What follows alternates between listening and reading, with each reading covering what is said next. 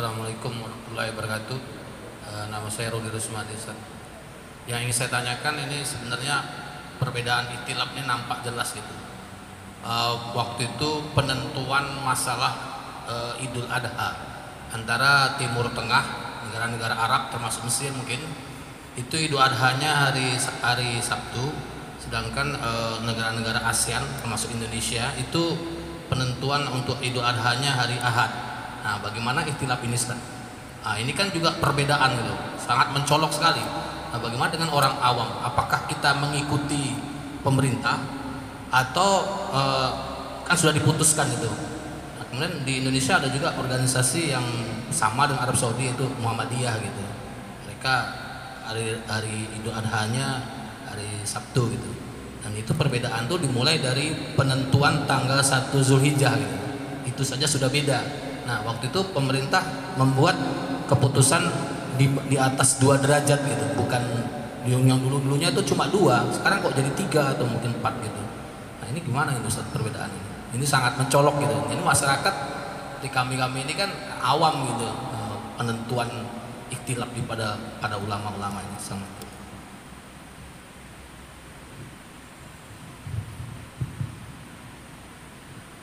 Sebelum dijawab, kami sampaikan bahwa ini pertanyaan terakhir karena Syekh ini baru datang dan ini merupakan kajian pertamanya di Indonesia, di masjid kita ini. Jadi mungkin ini kita tutup setelah pertanyaan ini, kemudian nanti beliau akan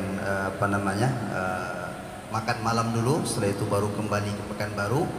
Bagi kaum muslimin yang berkesempatan hadir, silakan mengikuti nanti daurah kitab Mu'nisus Zalis, Syara' Al-Yaqutun Nafis fi Mazhab Muhammad bin Idris di Masjid Raya An-Nur dari tanggal 13 sampai tanggal 23, selama 10 hari daurah kitab sampai tamat. Nah, silakan hadir di sana nanti dan bisa menghubungi yang sudah kita kirimkan.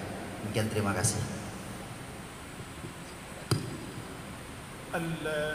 جاء رجل وسأله سيدنا عبد الله بن عباس: متى رأيتم الهلال؟ يقصد هلال رمضان. فقال: رأيناه الجمعة. فقال: أما نحن فقد رأيناه. قال: رأيناه السبت. فقال: أما نحن فقد رأيناه الجمعة ولذلك صمنا. هذا الحديث الذي احتج به الإمام الشافعي وغيره من الأئمة باختلاف المطالع، يعني كل بلد له رؤية تختلف عن الرؤية الأخرى. لذلك إذا كان المذهب السائد في بلادنا هو المذهب الشافعي الذي يرى أن اختلاف المطالع واختلاف الرؤيا معمول به، فلا بأس حينئذ أن يكون عيدنا يوم الأحد والعيد في السعودية يوم السبت. طيب، من نتبع؟ نقول نتبع المذهب الغالب السائد في بلاد المسلمين تقليلا للفرقة وجمعا للكلمة. طيب، إذا رأينا من يتابع السعودية ماذا نفعل معه؟ نقول لا ننكر عليه، يعني لا نقول له أنت مخطئ ولا نقول له أنت آثم، لكن نقول الأولى والأحسن أن نتبع رؤية بلدنا ومذهب بلدنا حتى نكون جميعا على قلب واحد. لكن هذه المسألة مما لا يمكن فيه الخلاف، مما يمكن فيه الإنكار، وإنما يسعنا الخلاف، وهو من الرحمة التي جاء بها النبي صلى الله عليه وسلم. Dalam sebuah riwayat bahwa Abdullah ibn Mas'ud pernah ditanya, Abdullah bin Abbas pernah ditanya bahwa hari apa puasa ketika itu seorang datang daripada Syam, yaitu hari Jumat, sedangkan yang lain mengatakan hari Sabtu. Maka beliau mengatakan puasa dengan hari Jumat karena hari Jumat telah terlihat hilal. Hadis ini dijadikan oleh para ulama sebagai dalil, oleh Imam Syafi'i dan yang lainnya sebagai dalil bahwa al-ibrah bi ikhtilaf al-matali'.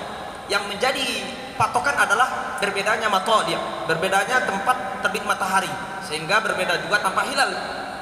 Makanya ada ikhtilaf ulama, ada yang mengatakan bahwa yang dijadikan ibrah adalah matali' sama, sehingga kalau tampak di Saudi, di Makkah, maka semua sama. Ada juga pendapat mengatakan kalau tampak di Makkah belum tentu di Indonesia, kalau tampak di Indonesia belum tentu di Makkah. Ini namanya ikhtilaful matali'. Ini dua-dua ini pendapatnya betul. Pendapat yang mengatakan sholat Id pada hari Sabtu betul, yang mengatakan sholat pada hari Ahad juga betul.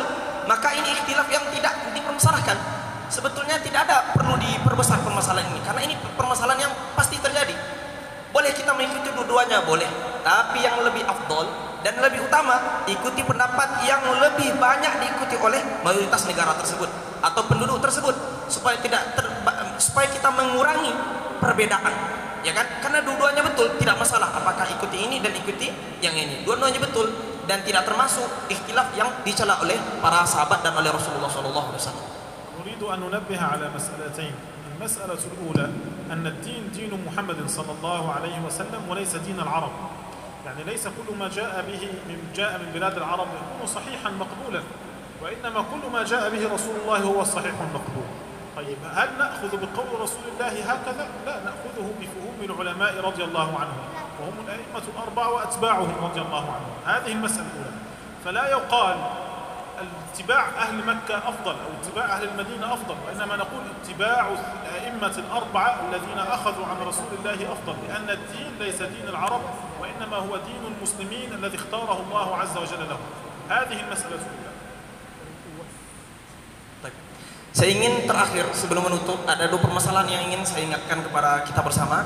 Pertama, agama adalah agama kita itu agama Rasulullah, bukan agama orang Arab.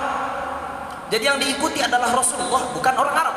Jadi kita tidak mengikuti Madinah, kita tidak mengikuti Makkah, tapi mengikuti Rasulullah SAW. Bagaimana cara mengikuti Rasulullah SAW? Bifuhumil ulama, dengan pemahaman para ulama. Begini kata para imam mazhab, kita ikuti, bukan perkataan orang Arab. Ini yang perlu diikuti, yang perlu saya sampaikan. Kita boleh. المسألة الثانية، بعض الناس يسأل أو يقول نحن نأخذ بالقول الراجح من أقوال العلماء، يعني إذا اختلف العلماء ننظر في الراجح، حينئذ نسأله راجح عند من؟ القول الذي قال به الشافعي راجح عنده وهو يخالف الإمام مالك، لكن القول الذي قاله مالك الذي يخالف الشافعي راجح عند مالك غير راجح عند الشافعي. فحينئذ راجح عند من؟ أنت لما تقول نأخذ بالراجح، راجح عند أحمد أو عند مالك أو عند أبي حنيفة أو عند فلان وعلان، أو أنه راجح عندك أنت. فحينئذ كلمة الراجح هذه كلمة غير صحيحة، لأن الرجحان والقوة والضعف هذا مختلف باختلاف الفهوم كما سبق وذكرناه. فلا يقال نحن نأخذ من خلاف العلماء بالراجح، لأن الراجح أصلا غير متعين، وإنما حقيقة هذا الكلام أنه يريد أن يحملنا على فهمه والراجح عنده لا عند رسول الله في نفس الأمر، لأن الراجح كما نقول مختلف. نقول هذا راجح عند الشافعي غير راجح عند أحمد، راجح عند أحمد غير راجح عند الشافعي. Kemudian terakhir, yaitu ada sebagian orang zaman sekarang mengatakan kita harus mengambil pendapat yang rajih daripada pendapat mazhab itu. Ada 4 mazhab, maka kita ambil yang paling rajih, karena itu yang lebih dekat atau itu yang lebih memungkinkan sampai kepada Rasulullah SAW. Maka kita bertanya, rajih ini menurut siapa? Karena rajih menurut Imam Syafi'i itu tidak kuat, tidak rajih ini artinya pendapat yang kuat. Rajih menurut Imam Syafi'i tidak rajih menurut Imam Malik. Rajih menurut Imam Ahmad tidak rajih menurut Imam Hanafi. Jadi rajih itu bukan menjadi patokan. Yang menjadi patokan adalah mengikuti. Jangan-jangan seorang yang mengatakan demikian itu menginginkan bahwa yang rajih menurut dia.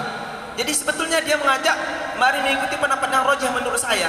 Berarti dia membawa pendapatnya dan membawa kita untuk mengikuti pendapatnya, bukan pendapat para imam mazhab. Karena rajih itu tergantung kepada pemahaman, seperti yang telah sebutkan dalam pembahasan tentang sebab-sebab ikhtilaf tadi. Perbedaan para ulama dalam memahami, dalam bahasanya, dalam perbedaan ayat-ayat, ada hadis yang datang kepada mereka. Maka semua pendapat para ulama, para imam mazhab semuanya betul dan boleh kita ikuti, dan tidak ada khilaf dalam hal ini. Wallahu a'lam.